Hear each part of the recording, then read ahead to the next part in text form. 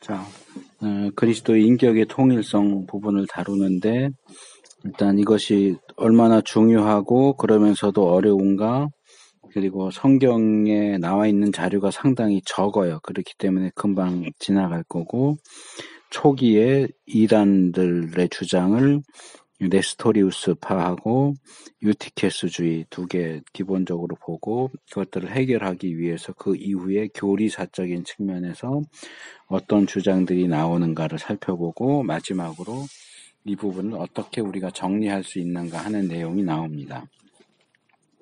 이 양성론은 삼위일체교리나 하나님의 주권과 인간의 자유의지의 관계에 대한 그 주제와 마찬가지로 굉장히 어려운 주제인데, 그럼에도 이 기독론, 예수님이 어떤 분이신가 하는 것도 물론 중요하지만, 이 예수님의 사역을 통해서 우리의 구원이 이루어진다라고 할 때에는 앞의 시간에도 계속 강조한 것처럼 예수님이 하나님이면서 동시에 인간이셔야만 그 구원이 100% 완벽하게 이루어지는 것이기 때문에 어느 한쪽도 놓을 수가 없다. 신성 부분도 소홀히 할 수가 없고 인성 부분도 소홀히 할 수가 없고 100% 완벽한 신성과 100% 완벽한 인성을 주장해야 하고, 그러면서도 그것들이 뭐 서로 혼합된다거나 변화된다거나 그런 것들이 아니고, 그러면서도 동떨어져 있지 않고 함께 가야 한다 하는 그런 기본적인 입장을 취하는 것이 필요합니다. 그렇지 않으면 구원론이 무너져 버리기 때문에 이 양성론 입장을 취하는 것은 굉장히 중요합니다. 가장 중요한 이유고요. 다루는데 어려움이 있어요. 그건 뭐냐 하면, 여기에도 지적되어 있는 것처럼 양성론을 직접적으로 다루는 구절이 성경에 나오지 않는다는 거예요. 그러니까 예를 들어서 예수님은 완벽한 하나님이면서 완벽한 인간이셨다, 이런 내용이 나오질 않아요. 그러니까 예수님은 하나님이시다라는 내용이 나오고 예수님은 인간이시다라는 내용이 나오는데, 하나님이면서 인간이시다라는 내용이 나오지 않고, 어떻게 예수님의 신성과 인성이 어떤 관계를 맺고 어떤 식으로 공존하는지, 그런 부분에 대한 언급이 일체 나오지 않는다는 거예요. 그럼 왜 성경이 예수님의 양성론을 그렇게 분명하게 다루지 않는데 우리가 왜 교리에서는 그 문제를 다뤄야 되느냐? 그건 조금 전에 말한 그 교리의 중요성 때문에 그래요. 이 구원론을 올바르게 파악하기 위해서는 신성 쪽도 버릴 수가 없고 인성 쪽도 버릴 수가 없는 거예요. 근데 문제는 성경은 예수님의 신성도 분명히 이야기하고 있고 예수님의 인성도 분명히 이야기하고 있다는 거죠. 문제는 그것이 어떻게 조화를 이루는지, 어떻게 한 인격 안에서 신성과 인성이 통일성을 가지고 존재하고 작용하는지에 대해서는 전혀 이야기하고 있는 바가 없다는 거죠. 그렇다 보니까 우리가 성경 본문을 근거로 해서 신성과 인성은 이런 관계를 가지고 있어, 이런 통일성을 가지고 있어, 이렇게 말하기가 어려운 거예요.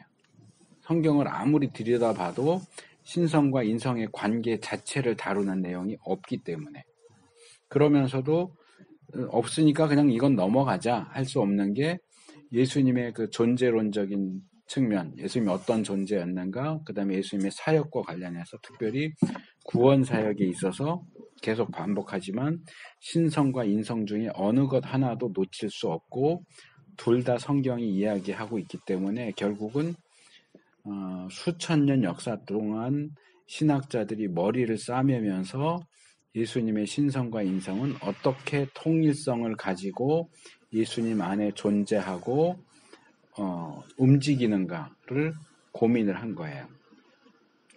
근데 이게 이제 아까 말한 것처럼 성경에 명백한 딱 지시가 나오지 않다 보니까 이렇지 않을까 저렇지 않을까 마치 퍼즐을 맞히는 것처럼 이렇게 사람들이 나름대로 자기의 전제와 생각을 가지고 막 끼워 맞추다 보니까 잘못된 주장이 나오고 잘못된 주장에 대해서는 반대하고 또 반대하고 서로 계속 왔다 갔다 정반합처럼 왔다 갔다 반대하고 이러다 보니까 복잡해졌고 어려워졌고 그게 이제 교리사 속에서 이제 나오는 거예요. 그래서 일단은 성경적인 증거라고 여기 제시되어 있는 내용은 거의 없어요. 그러니까 참고할 수 있는 몇 가지만 제시되었고 그 다음에 교리사적으로 초대교회 이단 두 개가 어떻게 나왔는가 그 문제에 대해서 해결하기 위해서 어떤 주장들이 나왔는가 그걸 교리사적인 측면에서 살펴보면서 그것들을 총정리하면서 아까도 전 시간에 얘기했지만 우리가 이해하기 어려운 것에 대해서는 이거는 이런 거야 라고 얘기하는 것도 도움이 되지만 반대로 이거는 이게 아니야 라고 하는 것도 도움이 되거든요. 그러니까 이런 논쟁을 통해서 이 그리스도 인격의 통일성에 대해서 요건 잘못된 거구나 요건 잘못된 거구나 이렇게 잘못된 것들을 하나씩 빼고 배제해 나가다 보면 이제 올바른 것이 남지 않겠느냐. 그래서 이런 교리사적인 고찰을 통해서 결국 그 남는 핵심적인 내용들을 제일 끝에 이제 정리해 놓은 거예요. 그러니까 그런 방식으로 진행이 되니까 그렇게 이해를 하시면 될 것 같고요. 자, 여기 성경의 자료 부분으로 넘어가 보면은요. 우리는 먼저 예수의 사상과 행위와 목적에는 이중성에 대한 어떤 언급도 없음에 주목한다. 그러니까 무슨 다중인격처럼 예수님이 어떤 때는 막 점잖게 하다가 어떤 때는 막 까불까불하거나 이런 이중성. 그러니까 이건 내가 그냥 예를 들어서 말한 거지만 어떤 때는 신으로서 신인 것처럼 막 그러다가 또 어떤 때는 인간인 것처럼 그러다가 이렇게 이중적인 모습을 보여주고 있지 않다는 거예요. 예수님은 항상 그 예수님이셨어요. 예수님의 신성이 드러날 때도 그 예수님이었고 인성이 드러날 때도 예수님이었고 그냥 이분은 그냥 예수님인데 이렇구나 하는 거지 예수님이 어떤 때는 완전히 다른 사람처럼 저렇게 했다가 또 다른 때는 또 완전히 또 정반대로 이렇게 했거나 이렇게 이중적인 존재가 아니셨다고 하는 걸 얘기를 하는 거예요. 성경이 제시하는 예수님은 늘 그분이셨어요. 그분이셨는데 어떤 경우는 신성도 엿보이고 어떤 경우에는 인성도 엿보이고 그랬다고 하는 거죠. 그래서 여기 대조적으로 전체로서의 하나님 안에는 다양성의 암시들이 있다. 하나님에 대한 신론은 이미 배웠겠지만 신론 하나님이 어떤 분이냐라고 할 때 여기 이 표현 주의하셔야 돼. 암시가 있어요. 암시. 그러니까 이건 암시지 직접적인 언급이 아니에요. 그러니까 하나님 안에 어떤 다양한 요소들이 있는 것 같아라고 할 수 있는 그런 요소들이 암시되어 있어요. 명시되어 있진 않아요. 어떻게 암시되어 있느냐? 여기 인간 창조 기사에서 하나님이 자신을 우리라고 부르시는 게 나오죠. 우리. 그러니까 왜 하나님이 자신을 우리라고 부르실까? 이제 이 부분 아마 예전에 한번 했던 것 같은데 그냥 교리적으로 보면 이거 삼위일체 이렇게 하지만 구약에서는 그걸 그냥 대뜸 삼위일체라고 보지 않거든요. 그러니까 하나님 안에 우리라고 부를 만한 요소들이 들어가 있지 않겠느냐. 그러니까 하나님 안에 그렇게 있는 것처럼 예수님 안에도 비슷하게 그렇게 있을 수 있지 않겠느냐라는 추론이 이제 가능해지는 거죠. 그리고 예수님은 언제나 자신에 대해 단수형으로 말했어요. 심지어는 아버지와 나는 하나이니라 할 때도 하나가 단수형이에요. 아버지와 나 그러면 우리잖아요. 우리면 복수가 돼야 되는데 아버지와 나는 하나, 단수다. 그러니까 예수님이 자신이 하나님이라고 하는 사실을 분명히 그런 식으로 언급을 하셨고 그 다음에 예수님이 신성과 인성 모두를 가지고 계시다는 언급도 나옵니다. 요한복음 1장 14절 말씀이 육신이 됐다. 말씀과 육신. 그렇죠? 신적인 말씀과 인간적인 육신이 함께 언급되는 경우 갈라디아서 4장 4절 하나님이 하나님의 아들, 하나님의 아들이니까 사람이죠. 하나님이죠. 하나님의 아들인 하나님을 인간의 모습으로 보내셨다. 디모데전서 3장 16절 육신으로 나타났는데 영으로 의롭다 하심을 얻었다. 이런 거 해서 예수님이 영과 육, 그러니까 인간처럼 영혼과 육체 이 개념이 아니고 신성과 인성을 다 가진 존재다라는 식으로 이야기하는 구절들이 나온다는 거죠. 근데 어떻게는 안 나와요. 신성과 인성이 어떻게 조화를 이루고 어떻게 그 안에 함께 들어가 있는가에 대한 이야기는 나오지 않는다는 거죠.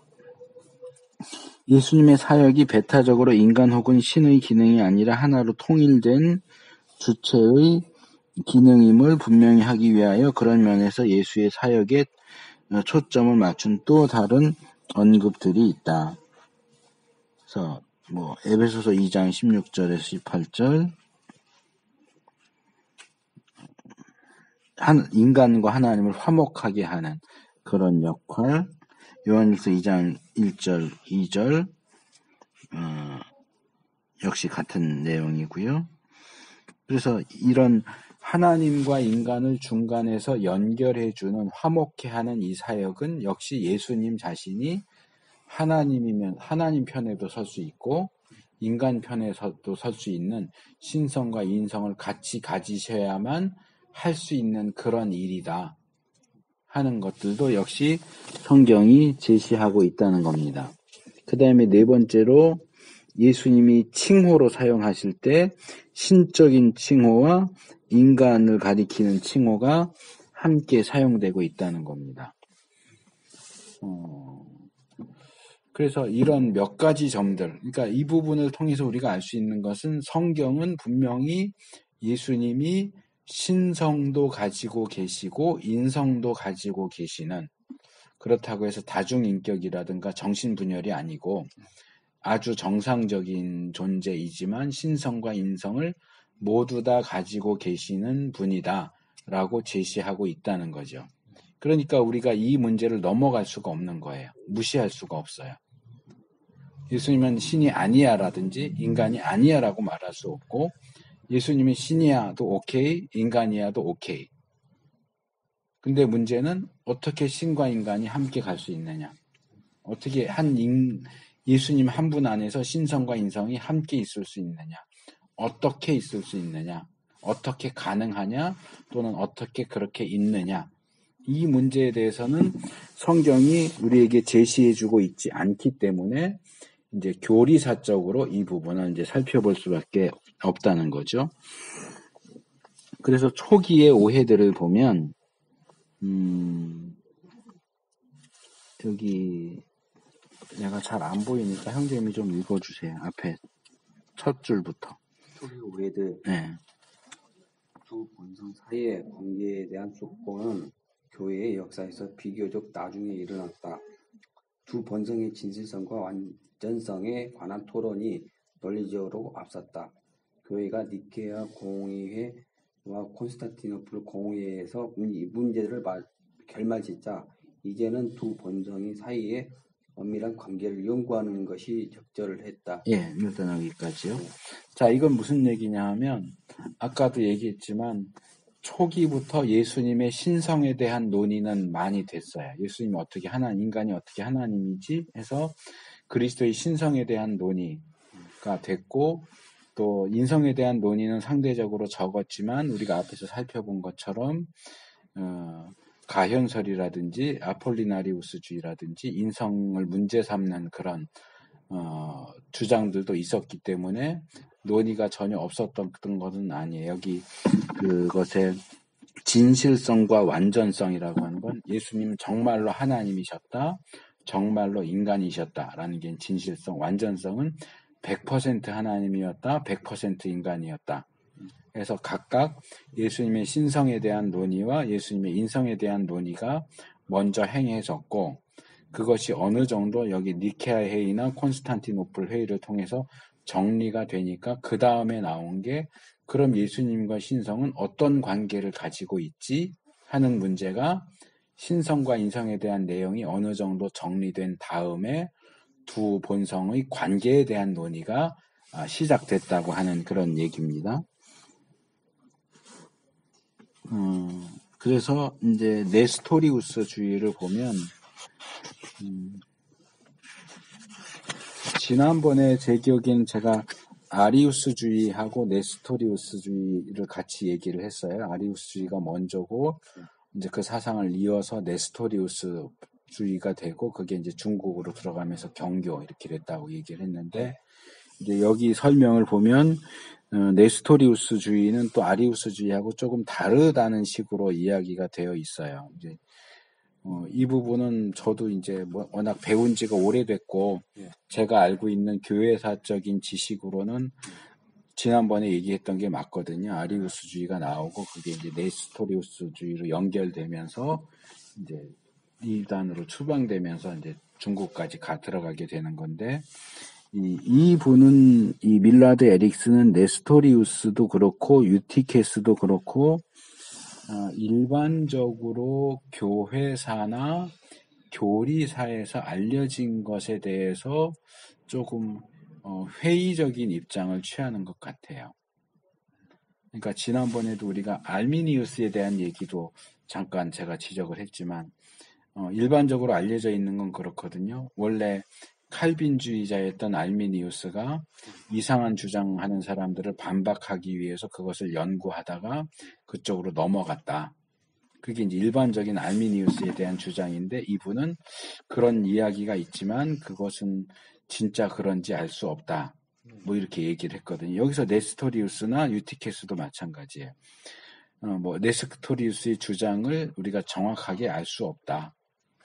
네스토리우스 주의가 네스토리우스 이후에 발생하긴 했지만 정작 네스토리우스가 네스토리우스 주의자였는지 알 수 없다. 뭐 이런 식으로 유티케스 주의가 유티케스가 주장한 건지 정확하게 모르겠다. 이런 이제 입장을 취해요. 그게 어쩌면은 이런 역사를 다루는 입장에서는 조금 허술해 보이지만 더 솔직한 얘기가 될 수도 있어요.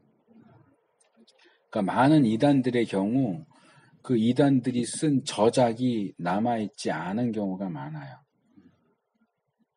그러니까 어떤 식이냐 하면 초대 교회의 이단을 연구할 때는 예를 들어서 터툴리안이 쓴 아피온에 반박하여라는 글이 있어요. 콘트라 아피오넴이라고 해서. 그러니까 아피온이라고 하는 이단에 대해서 터툴리안이 정통 기독교 입장에서 그의 주장을 반박하는 내용이 나와요. 근데 아피온이라고 하는 사람이 쓴 글은 남아있지가 않아요. 그럼 우리가 아피온에 대해서 어떻게 알 수 있겠어요? 거꾸로 추적하는 거예요. 터툴리안이 아피온을 반박하면서 아피온 너는 이렇게 얘기를 하는데 그게 아니고 이거야. 그러면 터툴리안의 글을 통해서 아피온은 이렇게 주장을 했구나. 아피온의 글을 통해서가 아니고 아피온을 반대하는 터툴리안의 글을 통해서 아피온이 이렇게 주장을 했겠구나라고 이제 정리를 하는 거예요. 대부분의 초기 이단에 대한 연구가 그런 식이에요. 그러다 보니까 이게 불완전할 수 있다는 거죠. 현재를 예를 들어봐요. 지금 우리나라가 지금 좌익과 우익이 굉장히 극단적으로 대립하고 있어요. 근데 좌익은 우익을 공격하고 우익은 좌익을 공격한단 말이에요. 좌익이 우익 니네는 이렇게 하는데 말도 안 돼. 그러면서 우익을 깠단 말이에요. 그럼 좌익이 우익을 까는 내용만 보고 우익은 이렇구나라고 말할 수 있겠어요? 거기엔 악의적인 것들이 들어가 있을 거 아니에요. 또 우익이 좌익을 까면서 좌익 니네는 이렇게 하는데 이게 말도 안 돼. 이건 무슨 빨갱이야. 이러면 우익 얘기만 듣고 좌익을 판단하는 게 옳을까요? 아니죠. 당사자들이 있으니까 그럼 좌익이 자기들에 대해서 뭘 얘기하는지 들어보고 우익이 자기들에 대해서 뭘 얘기하는지를 들어봐야 좌익은 이렇게 얘기하는구나 우익은 이렇게 얘기하는구나를 보다 객관적으로 알 수 있지. 좌익 말만 듣고 우익을 판단하거나 우익 말만 듣고 좌익을 판단하는 것은 문제가 생길 수 있잖아요. 마찬가지로 이단 주장과 정통 주장이 있다고 할 때 이단이 뭐라고 말하는지도 들어보고 정통이 뭐라고 말하는지를 들어봐야 그게 객관적이지, 이단 말은 하나도 안 들어보고 정통이 이단을 반박하는 내용만 들으면서 아, 이단이 이랬구나라고 말하는 것에는 뭔가 부족함과 허점이 존재한다는 거죠.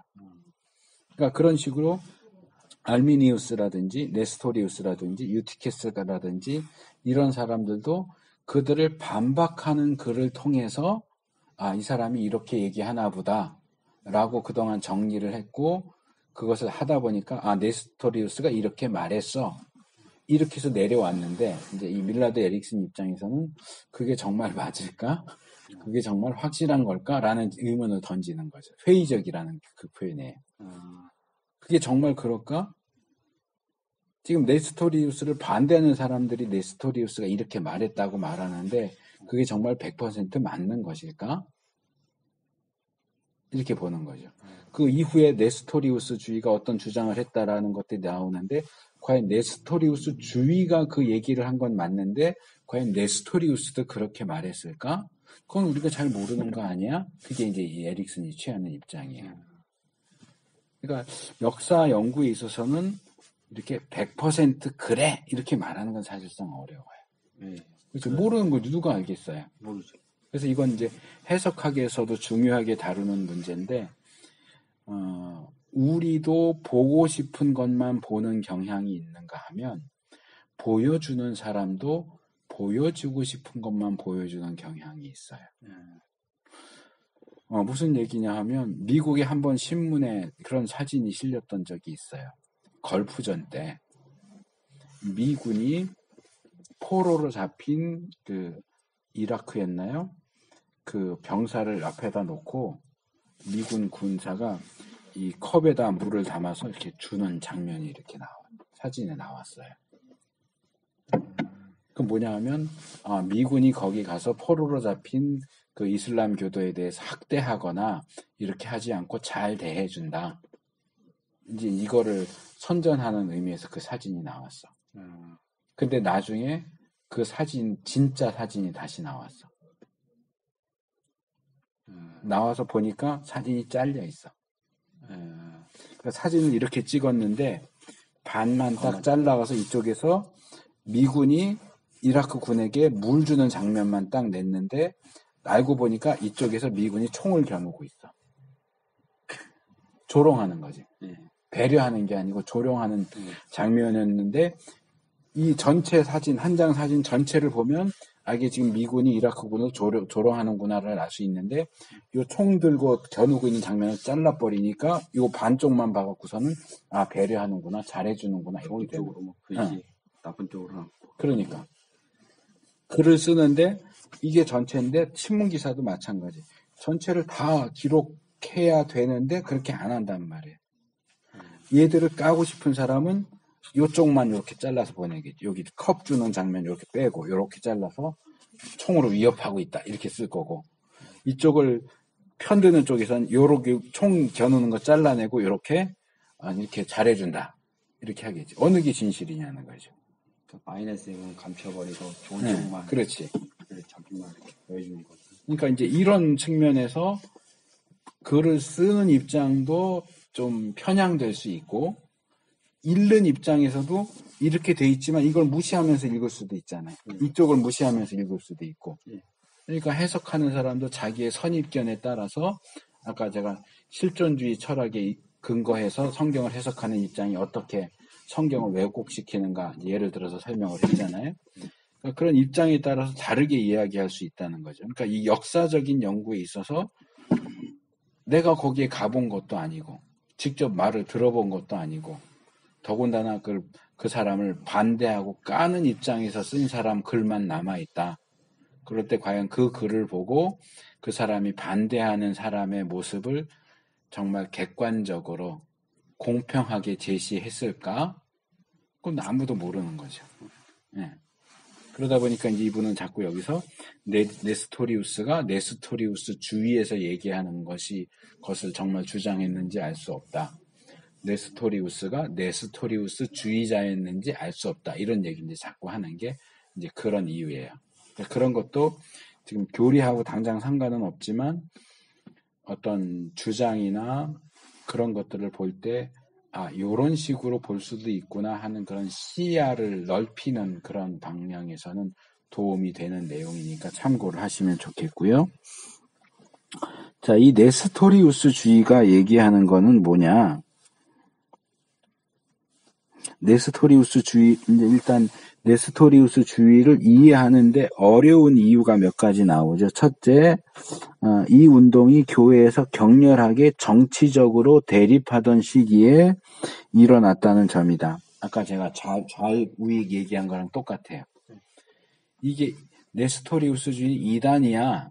그랬는데 이게 정말 순수하게 교리적으로 문제가 있어서 이단이라고 한 건지 정치적으로 상대편을 매장시키기 위해서 이단이라고 몰아붙인 건지 우리로서는 명확하게 알 수가 없다는 거예요. 왜냐하면 이 네스토리우스주의를 중심으로 한 논쟁이 상당한 정치적인 문제가 있을 때, 그러니까 로마 황제가 바뀌면 아리우스주의 아타나시우스도 마찬가지예요. 그 지난번에 얘기했지만 황제가 아리우스를 지지하는 사람이 있고 또 다른 황제는 아타나시우스를 지지해. 그러면 A라는 아리우스주의를 지지하는 황제가 종교회의를 소집하면 아리우스 손을 들어줘. 그리고 아타나시우스 쪽을 쫓아내. 근데 이 황제가 죽고 그 다음 황제 B라는 황제가 올라왔는데 이 사람은 또 아타나시우스를 지지하는 사람이야. 그럼 다시 종교회의 소집해서 이번에 아타나시우스 손 들어주고 아리우스를 쫓아내. 이런 것들이 몇 년을 계속 왔다 갔다 했단 말이에요. 그러니까 이런 정치적인 이유에 의해서 네스토리우스주의가 이단으로 정제되었을 가능성도 있기 때문에 이 문제를 정확하게 다루는 게 어려울 수 있다. 그 다음에 몇 줄 내려오면 더욱이 네스토리우스 자신에 의해 사용된 언어가 어느 정도 애매하며 일관성이 없었다. 그러니까 네스토리우스가 말했다고 나오는 내용들을 보면 이게 정말 이단이라고까지 말할 그런 내용일까? 좀 애매하네. 그러니까 뭐 이런 거죠. 아까 이제 가연설 같은 경우는 예수님은 인간이 아니고 인간처럼 보였어. 이렇게 말하면 확실하게 이단이죠. 여호와의 증인처럼 예수님은 하나님이 아니고 피조물이야 라고 말하면 확실하게 이단인데 말을 애매하게 하는 거야. 예수님도 사람이긴 했는데 좀 사람 비슷하게 보일 때도 있었고 좀 아닌 것처럼 보일 때도 있었고 그럼 이단이 아니에요. 이단. 그럼 뭐야 아리송. 예수님이 신성 보일 때는 하나님처럼도 보였고 피곤하고 배고플 때는 사람처럼도 보였고 만약에 그렇게 얘기하면 이단이 아니에요. 애매하단 말이에요. 그러니까 좀 이 네스토리우스의 주장 자체가 좀 애매한 면이 있다. 이런 것 때문에 네스토리우스주의를 판단하는데 어려움이 있다 하는 거고요. 이 네스토리우스 사상이 어떤 식으로 해서 나오게 됐는가 배경적인 요소를 소개를 해요. 이 기독론이 주된 두 유형이 4세기에 출현했다. 말씀 육신 기독론하고 말씀 사람 기독론이다. 말씀 육신 기독론과 말씀 사람 기독론이라는 두 개가 이제 초기에 있었는데 말씀 육신 기독론이라고 하는 것은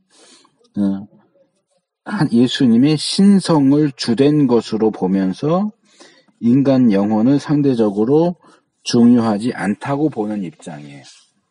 그러니까 말씀과 육신을 대립적으로 보는 거죠.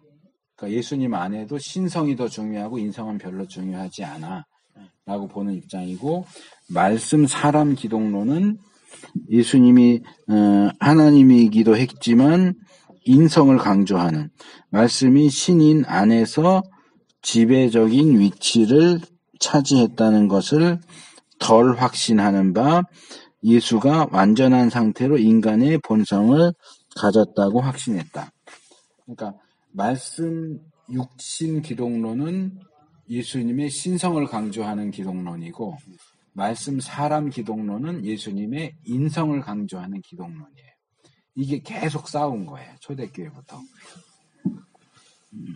그러다 보니까 이 네스토리우스는 콘스탄티노플 총대주교, 말하자면 교황 비슷한 그런 입장이었는데, 로마 카톨릭에서는 최고의 지도자를 교황이라고 불렀고, 서로마 교회, 동방정교회는 총대주교라고 불러요. 그러니까 동방정교회의 총대주교는 서방교회의 교황하고 비슷한 입장이에요.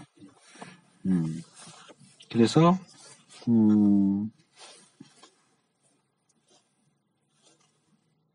여기서 논쟁이 되는 건 데오토코스 논쟁이에요. 데오토코스는 뭐냐면 데오는 데우스 신이고 토코스는 엄마라는 뜻이에요. 자, 마리아가 예수님을 낳았잖아요. 예. 예수님 하나님이잖아요. 예. 그럼 마리아는 하나님의 엄마예요? 아니죠. 그 피조물. 그럼 마리아가 하나님의 엄마가 아니면 그냥 인간 예수의 엄마예요? 그럼 예수님이 하나님이 아니에요? 그게 아닌데.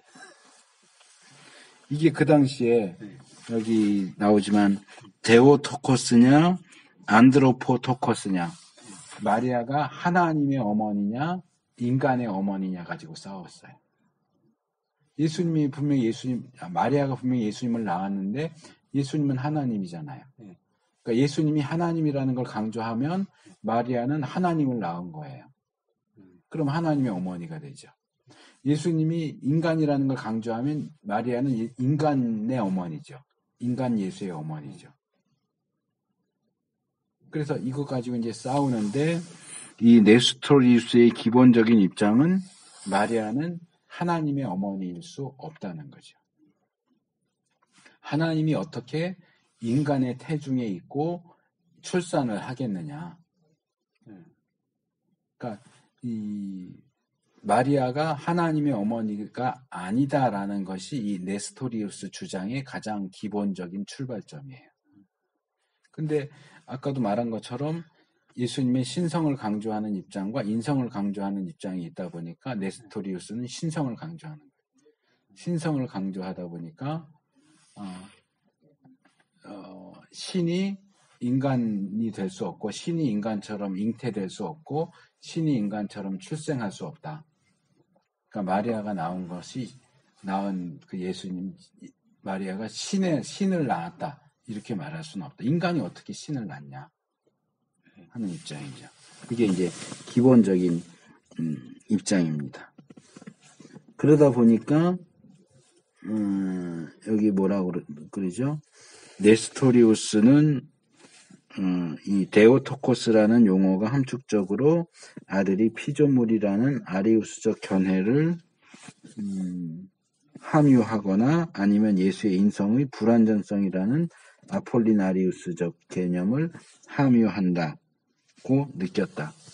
그러니까 마리아가 신의 어머니야, 하나님의 어머니야 라고 주장하는 것은 아리우스 이단이나 아폴리나리우스 이단을 따르는 그런 주장인 것처럼 봤다는 거죠. 그러니까 신성을 강조하는, 예수님이 하나님이야. 그러니까 자꾸 이제 하나님을 낳았으니까 하나님의 어머니지. 이렇게 이제 주장을 하는 거죠. 그래서 이 네스토리우스의 주장이 여기 뭐 알렉산드리아의 키릴을 특별히 중심으로 해서 이제 반박이 되기 시작했고요. 마리아가 단순히 사람을 낳았다고 간주됨을 듣고는 네스토리우스가 양자론자라 결론을 내렸다. 내가 아까 앞에서 거꾸로 얘기했네. 네스토리우스의 입장은 예수님의 인성을 강조하는 입장이, 신성을 강조하는 입장이 아니고, 예수님의 인성을 강조하니까 신을 낳은 게 아니라 인간을 낳은 거야. 인간의 어머니야. 자꾸 신을 얘기한다는 얘기는 예수님의 인성을 무시하는 입장, 예수님의 신성을 강조하면서 인성을 무시하는 입장을 취하는 그런 이단에 가까우니까 예수님은 신이라고 얘기하면 안 돼. 마리아는 신의 어머니가 아니고 인간의 어머니야. 그러니까 이제 이 키릴, 알렉산드리아의 키릴이라고, 이게 C가 라틴어로 뭐 C로도 발음하고 키로도 발음하고 그러거든요. 스로도 발음하고. 그래서 이 키릴이 이제 너는 양자론자야 라고 얘기해. 양자론자는 뭐냐, 이제 뒤에도 나오지만 예수님이 하나님이 예수님을 입양했다는 거예요. 양자로 삼았다. 그러니까 원래 예수님은 하나님이 아닌데 하나님이 예수님을 자기 아들로 양자로 삼아서 신인 것처럼 돼버린 거다. 원래는 인간인데 신으로 입양됐다라는 게 양자론이에요. 그러니까 네스토리우스는 예수님은 신이 아니다, 마리아가 신의 어머니가 아니다를 주장하려고 하다 보니까 신이 아니야 라고 얘기를 하게 됐고, 그러니까 예수님이 인간이야. 근데 인간이면서도 예수님이 신이라는 걸 부인하진 않거든요. 그럼 인간이신 예수님이 어떻게 신이냐? 중간에 세례를 받거나 할 때 하나님이 예수님을 양자로 받아들여서 신이 된 거야. 그러니까 네가 얘기하는 거는 양자론에 가까워 라고 비판을 한 거죠, 키릴이.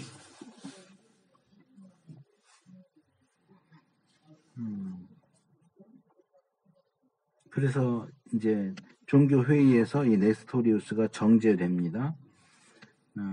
그러면서 이제 나중에 여기 밑에서 제일 밑에 단락 넷째 줄 보면, 셋째 줄, 네스토리우스는 정죄된 지 약 20년 후에 이 책을 헤라클레이데스의 책이라는 책을 쓰면서 칼케돈 신조, 한 인격 안에 연합된 두 본성. 칼케돈 신조 굉장히 중요합니다. 뒤에 또 나올 겁니다. 에 동의한다고 고백했다. 그러나 키릴이 가르친 위격적 연합은 받아들이지 않았다. 연합보다는 연결이라는 입장을 취했다. 그러니까 왜 이제 이 전문 용어들, 기억해야 할 용어들이 나오는 거예요. 연합하고 연결하고 뭐가 다르냐?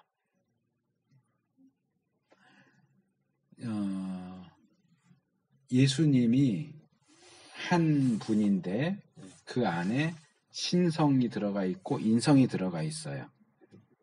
그러면 일반적으로 생각할 때는 그 안에 정신이 2개가 들어가 있네, 영혼이 2개가 들어가 있네. 그럼 다중이, 인격 분열, 다중인격이 될 수 있고, 어떨 때는 신성이 튀어나오고 어떨 때는 인성이 튀어나오고 이렇게 되니까 기독교에서 중요하게 봤던 건 그것의 유니언이에요. 통일성. 예수님의 인격이 2개이긴 하지만 통일을 이룬다. 어떻게 통일을 이루느냐라고 할 때 키릴이 주장한 것은 연합한다. 신성과 인성이 연합된다. 근데 네스토리우스가 볼 때는 연합한다면 섞일 수밖에 없다는 거지. 섞이면 뭔가 다른 게 된다는 거죠. 섞여서 뭔가 다른 것이 되기 때문에 연합이라는 표현은 잘못됐고 연결된다. 연결돼서 같이 이렇게 움직이는 거지 섞이는 건 아니야. 섞이면 엉뚱한 게 돼 라는 것이 네스토리우스의 입장이에요. 그러니까 시릴은, 자꾸 내가 시릴이라고 했다, 키릴이라고 했다는데 어쨌든 시릴이라고 합시다. 시릴은 통일성을 강조하다 보니까 연합을 얘기한 거고, 네스토리우스는 그 통일성은 좋은데 이것을 연합이라고 말하면 2개가 구분할 수 없게 섞여버리기 때문에 나는 그 용어는 쓰는 건 반대한다. 연결된다. 같이 간다. 봐야지 섞이면 안 된다. 자, 여기도 칼케돈 신조에 동의했다라고 할 때 여기 한 인격 안에 연합된 두 본성, 이 2개가 별개로, 다중이처럼 별개로 움직이지는 않는다는 건 동의를 해요. 근데 어떻게 같이 움직이냐, 통일성을 어떻게 이루느냐 할 때 시릴은 섞인다, 연합한다. 네스토리우스는 연결된다. 차이를 알겠어요? 연합된다와 연결된다. 서로 다 그러니까 이게 연합이라는 거, 연결이라는 부분을 이렇게 말을 설명하는데 이게 꼭 옳다는 것이 아니라 어느 쪽을 강조하느냐에 따라 입장이 달라지는 거예요.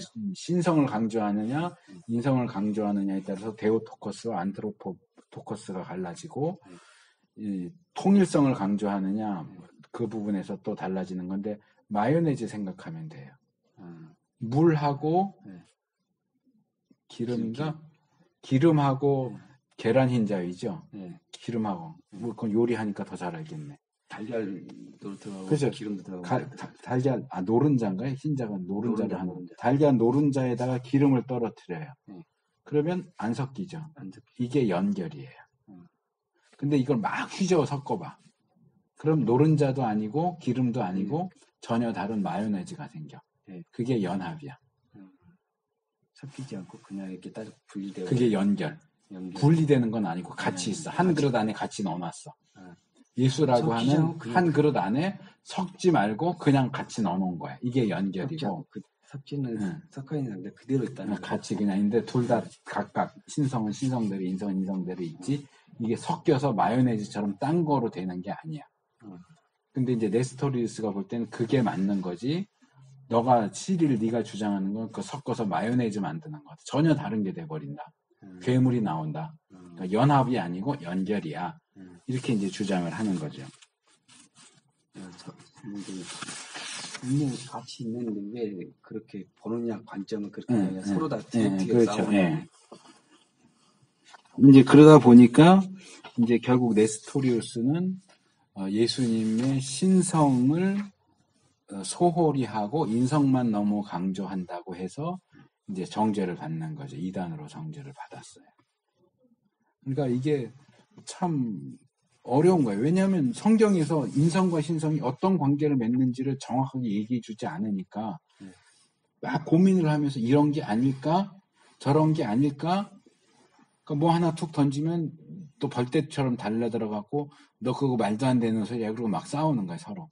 그러니까 연결이야, 연합이야, 데오토코스야, 안트로포토코스야 이러면서 계속 싸워요.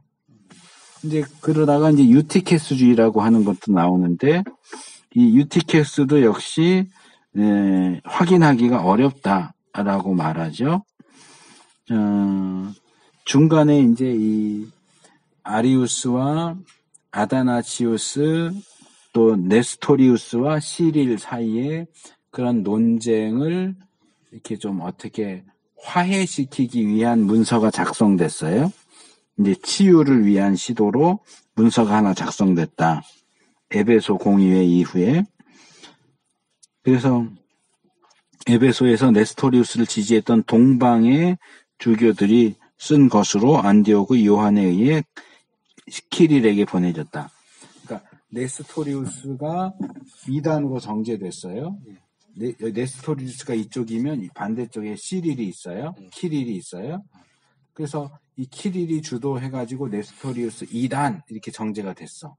그랬더니 그러고 나서 얼마 안 돼서 이 네스토리우스를 지지하는 사람들이 그래 그러면 우리가 너의 주장을 감안해서 우리 주장을 좀 수정할게 해갖고 내놓은 거야.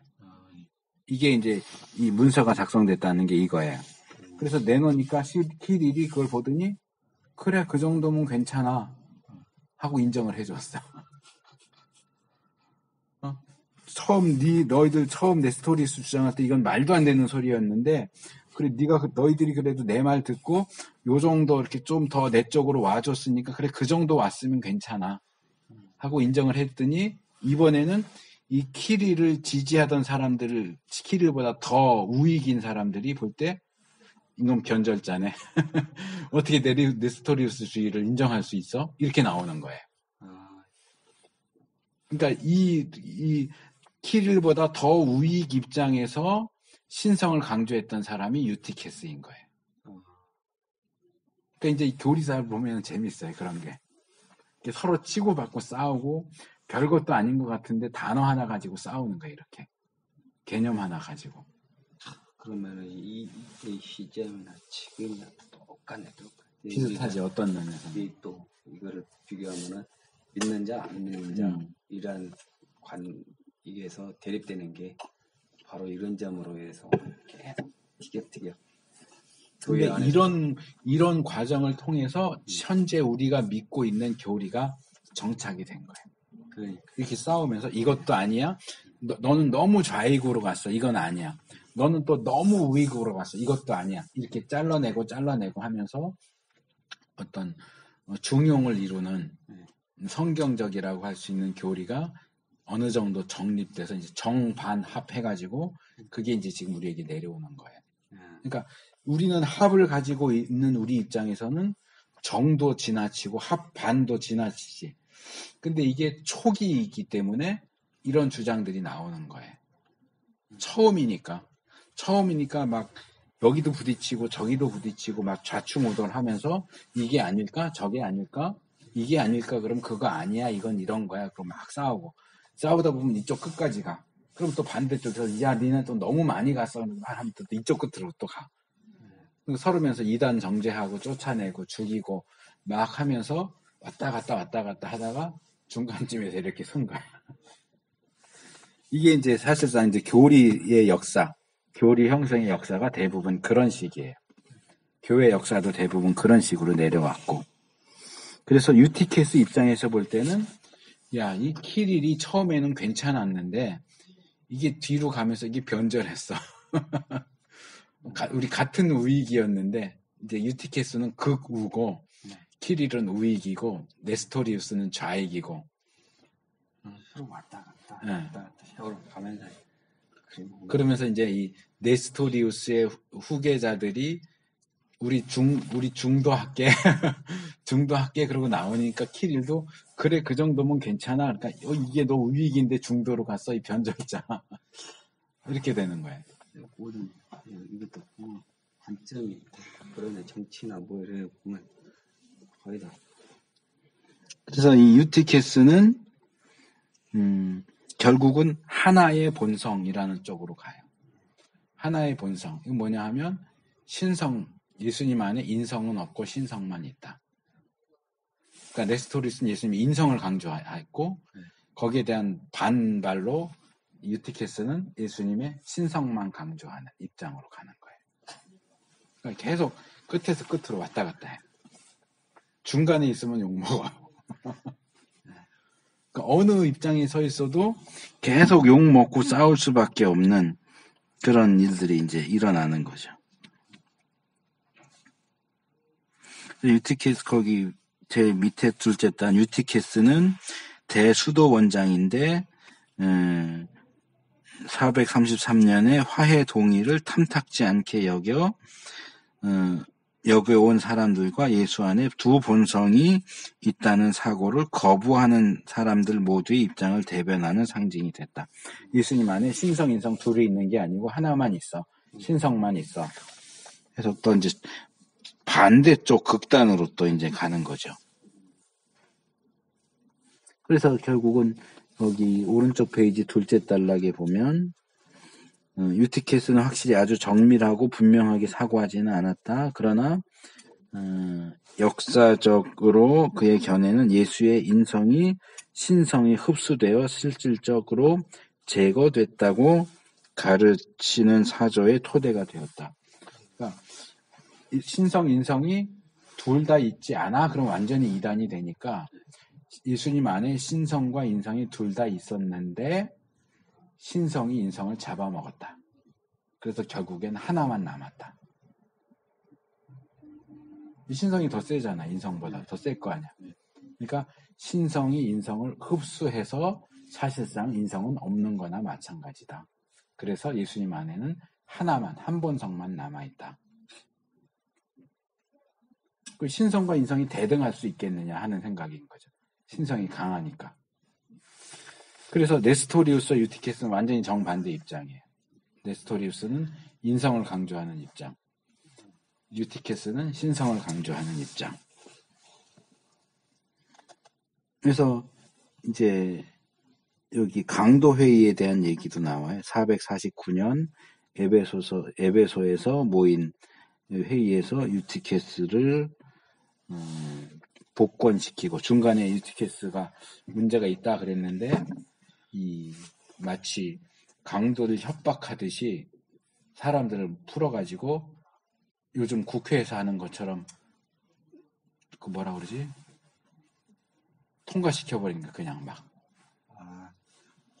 그러니까 그러니까 반대편 못 들어오게 하고 우리 편만 모아놓고 땅땅땅 통과하듯이 이렇게 강도 회의를 통해서 유티케스를 복권시켰어. 유티케스가 옳다라고. 근데 이제 결국 최종적으로는 다시 정죄를 받게 되죠. 그래서 여기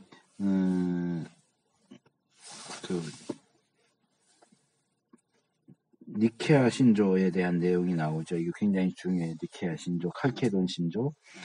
이거 한번 읽어볼래요? 한 분 동일하신.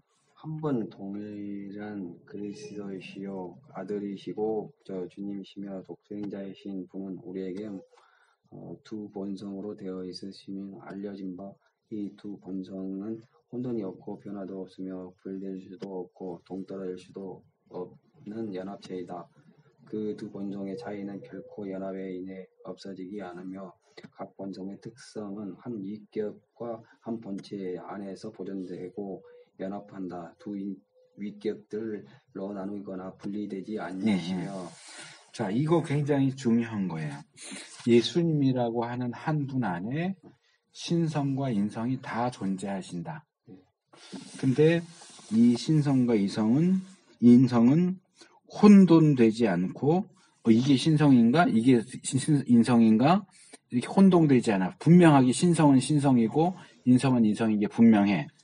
혼돈되지 않고 변화되지도 않아. 뭐 서로 이렇게 옆에 있다 보니까 물들어서 조금 물들고 이러는 거 없어. 여전히 신성이고 인성은 여전히 인성이야. 그리고 또 뭐지? 혼돈이 없고 변화도 없고 분리되지도 않아. 그렇다고 해서 신성 따로 인성 따로도 아니야.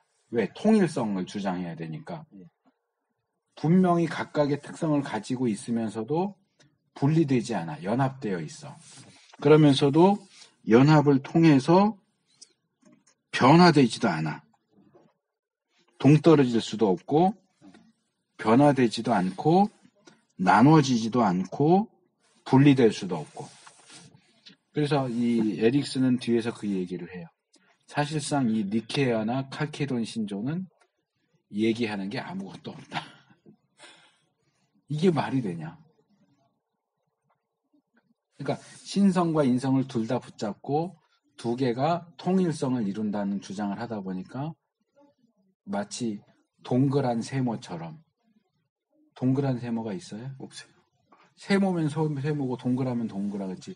동그란 세모가 어디 있어요? 그러니까 이 양성론도 동그란 세모 같은 거예요, 사실은. 신성과 인성이 있어요. 근데 신성은 인성이 아니고 인성은 신성이 아니지. 그러면 한 인격체 안에 신성과 인성이 있으면 그 안에 속성이, 본성이 두 개가 있는데 그렇다고 해서 다중이도 아니고 인격 분열도 아니야. 한 인격이야. 그럼 어떻게 신성과 인성을 두 개를 가지고 있는데 한 인격일 수 있느냐? 그럼 신성이 우세하거나 인성이 우세할 수 있지 않느냐? 근데 우세하지 않아. 똑같아. 그런데 그러면 신성은 신성이고 인성은 인성이면 이게 딱 구분되는 거 아니야. 구분되는 것도 아니고 분리되는 것도 아니야. 통일되고 연합돼. 그럼 연합되면 섞이지 않겠느냐? 섞이지도 않아. 그냥 그대로. 그러니까 이게 어떻게 보면 완전히 억지 부리는 얘기처럼 들리는 거예요. 근데 왜 그럴 수밖에 없느냐?